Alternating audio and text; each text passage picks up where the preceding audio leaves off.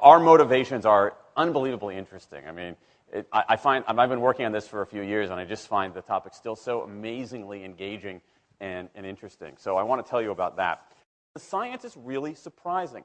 The science is a little bit freaky, okay? We are not as endlessly manipulable and as predictable as you would think. There's a whole set of unbelievably interesting studies. I want to give you two that call into question this idea that if you reward something, you get more of the behavior you want. If you punish something, you get less of it. So let's go from London to the mean streets of Cambridge, Massachusetts, in the northeastern part of the United States. And let's talk about a study done at MIT, Massachusetts Institute of Technology. Here's what they did. They took a whole group of students, and they gave them a set of challenges. Things like memorizing strings of digits, solving word puzzles, other kinds of spatial puzzles, even physical tasks like throwing a ball through a hoop. Okay, they gave them these challenges, and they said to incentivize their performance, they gave them 3 levels of rewards. Okay? So if you did pretty well, you got a small monetary reward. If you did medium well, you got a medium monetary reward. And if you did really well, if you were one of the top performers, you got a large cash prize. Okay? We've seen this movie before. This is essentially a typical motivation scheme within organizations, right? We reward the very top performers, we ignore the low performers, and the other folks kind of in the middle. Okay, you get a little bit. So what happens? They do the test, they have these incentives. Here's what they found out. 1, as long as the task involved only mechanical skill, bonuses worked as they would be expected. The higher the pay, the better their performance. Okay, that makes sense. But here's what happens. But once the task called for even rudimentary cognitive skill, a larger reward led to poorer performance. Now, this is strange, right? A larger reward led to poorer performance? How can that possibly be? Now, what's interesting about this is that these folks here who did this are all economists, 2 at MIT, 1 at the University of Chicago, 1 at Carnegie Mellon, okay, the top tier of the economics profession. And they're reaching this conclusion that seems contrary to what a lot of us learned in economics, which is that the higher the reward, the better their performance. And they're saying that once you get above rudimentary cognitive skill, it's the other way around. Which seems like this kind of, the idea that these rewards don't work that way seems vaguely left-wing and socialist, doesn't it? It's kind of this kind of weird socialist conspiracy. For those of you who have those conspiracy theories, I want to point out the notoriously left-wing socialist group that financed the research, the Federal Reserve Bank. So this is the mainstream of the mainstream coming to a conclusion that's quite surprising, seems to defy the laws of behavioral physics. So this is strange. It's strange finding. So what do? They say, this is freaky. Let's go test it somewhere else. Maybe that $50 or $60 prize isn't sufficiently motivating for an MIT student, right? So let's go to a place where $50 is actually more significant relatively, right? So let's take the experiment. We're going to go to Madurai, India, rural India, where $50, $60, whatever the number was, is actually a significant sum of money. So they replicated the experiment in India roughly as follows. Small rewards, the equivalent of 2 weeks' salary. Small performance, low performance, 2 weeks' salary. Medium performance, about a month's salary. High performance, about 2 months' salary. Okay, so those are real good incentives. Okay, so you're going to get a different result here. Well, what happened, though, was that the people offered the medium reward did no better than the people offered the small reward. But this time around, the people offered the top reward. They did worst of all. Higher incentives led to worse performance. What's interesting about this is that it actually isn't all that anomalous. This has been replicated over and over and over again by psychologists, by some extent by sociologists, and by economists, over and over and over again. For simple, straightforward tasks, those kinds of incentives, if you do this, then you get that, they're great.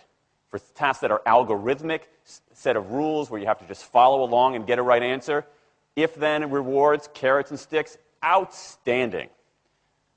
But when the task gets more complicated, when it requires some conceptual, creative thinking, those kinds of motivators demonstrably don't work. In fact, money is a motivator at work, but in a slightly strange way. If you don't pay people enough, they won't be motivated. What's curious about, there's another paradox here, which is that the best use of money as a motivator is to pay people enough to take the issue of money off the table. Pay people enough so that they're not thinking about money and they're thinking about the work. Now, once you do that, it turns out there are 3 factors that the science shows lead to better performance, not to mention personal satisfaction. Autonomy, mastery, and purpose. Autonomy is our desire to be self-directed, to direct our own lives. Now, in many ways, traditional notions of management run afoul of that. Management is great if you want compliance, but if you want engagement, which is what we want in the workforce today as people are doing more complicated, sophisticated things, self-direction is better. Let me give you some examples of this, of almost radical forms of self-direction in the workplace that lead to good results. Let's start with this company right here, Atlassian, an Australian company. It's a software company, and they do something really cool. Once a quarter, on a Thursday afternoon, they say to their developers, for the next 24 hours, you can work on anything you want. You can work on it the way you want. You can work on it with whomever you want. All we ask is that you show the results to the company at the end of those 24 hours in this fun kind of meeting, not a star chamber session, but this fun meeting with beer and cake and fun and other things like that. It turns out that that one day of pure, undiluted autonomy has led to a whole array of fixes for existing software, a whole array of ideas for new products that otherwise had never emerged. One day. Now, this is not an if-then incentive. This is not the sort of thing that I would have done 3 years ago before I knew this research. I would have said, you want people to be creative and innovative? Give them a frickin' innovation bonus. If you can do something cool, I'll give you $2,500. They're not doing this at all. They're essentially saying, you probably want to do something interesting. Let me just get out of your way. One day of autonomy produces things that had never emerged. Right, let's talk about mastery. Mastery is our urge to get better at stuff. We like to get better at stuff. This is why people play musical instruments on the weekend. You got all these people who are acting in ways that seem irrational economically. They play musical instruments on weekends. Why? It's not going to get them a mate. It's not going to make them any money. Why are they doing it? Because it's fun, because you get better at it, and that's satisfying. Go back in time a little bit. I imagine this if I went to my first economics professor, a woman named Mary Alice Schulman, and I went to her in 1983 and said, Professor Schulman, can I talk to you after class for a moment? Yeah. I got this inkling. I got this idea for a business model. I just want to run it past you. Here's how it would work. You get a bunch of people around the world who are doing highly skilled work, but they're willing to do it for free and volunteer their time, 20, sometimes 30 hours a week. Okay, she's looking at you somewhat skeptically there. Oh, but I'm not done. And then what they create, they give it away rather than sell it. It's going to be huge.